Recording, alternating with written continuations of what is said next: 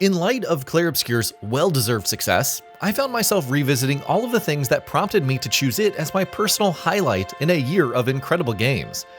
As somebody all too familiar with the cycle of grief myself, the Descendra family's pain was mine, presented through the game's excellent form of cinematic storytelling. But in the choice between Myel and Verso, I hadn't really been able to pick a winner when everything that the two painters had to go through with the rest of the expedition was so fresh in my mind. I picked Myel, spurred on by Jennifer English's earnestness and raw vulnerability. And of course, what I saw prompted me to dive back into a New Game Plus run, where I went with Verso's poignant appeal to bring him the release that he desired with all of his heart. I've had some time to process the emotions that came along with those epic conclusions, and I do think that if I had to do it again, which is a very strong possibility courtesy of the thank you update and a holiday break, it's Verso who gets my vote despite the merit that I see in Myel's decision to keep her world alive. I'm well aware, however, that many of you might disagree. Well, allow me the chance to at least convince you otherwise. Of course, if you haven't had the chance to experience this adventure for yourself, there are going to be major spoilers ahead, so you might want to come back to this one once you get to make the choice for yourself at least once. And trust me when I say, it's going to be worth it. So let's get started. Father of the Year. We'll begin, of course, with Renoir, a man driven to the limits of his patience as he attempts to rescue his wife and daughter from the grief of losing Verso in the real world, even as he attempts to come to terms with that tragic loss himself. As the curator, his motivations in bringing an end to the paintress's world involve helping his wife and daughter come to terms with Verso's loss, a feat they can only achieve if his painted world in the canvas is taken off of the board. Renoir's wish to erase Verso's canvas came not from a desire to erase his memory, but to give closure to a family that's very much alive but stuck in limbo in their refusal to process their grief healthily. I cannot spend another day with living corpses. Since the fire, our family has crumbled. Aline in the canvas. Clair fighting a solitary war. You, a living ghost.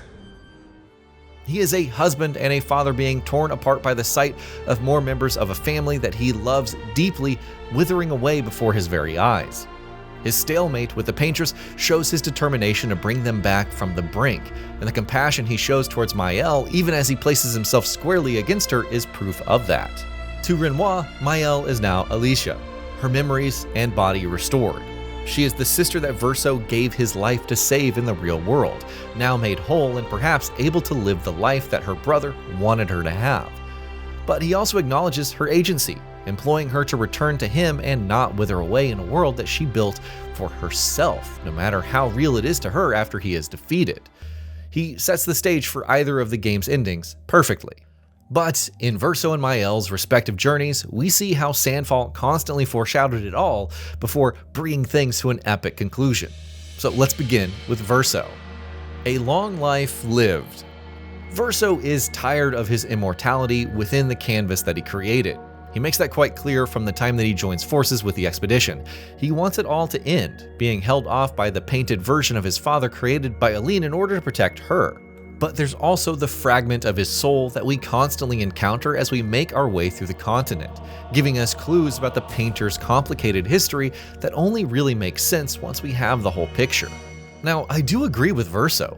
Living with loss is certainly exhausting, and the knowledge that he would have to endure the grief of all of the people who had come and gone from his life as he lived it in the canvas is sure to weigh on even the strongest, bravest warrior. He's an unwilling survivor in this world, insulated from death by a mother who could not let him go.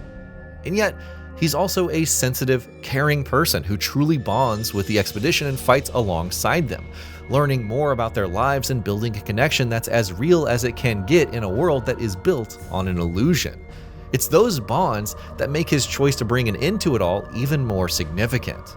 Now, the way that I see it, he chooses to sacrifice everything he holds dear in his world in order to let the mother and sister he never really knew have a chance at living a life that's not an illusion. Despite all of his experience being real to him, he chooses to sacrifice all of it on the altar of his family, mirroring the sacrifice that the real Verso made for his sister. Myel may not agree with him, and I might have agreed with her if I didn't know that grief is almost a duty we carry towards a loved one who is no more. Verso understands that sentiment, having seen so many such individuals come and go throughout his life.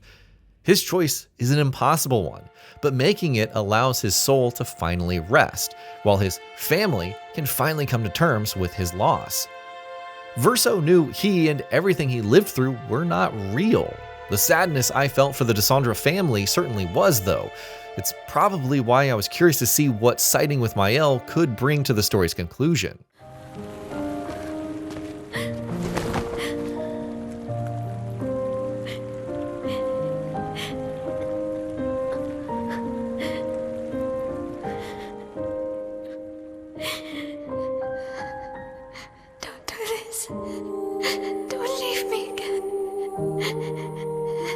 It's gonna be okay. It's gonna be okay, huh? You've got this incredible power to paint.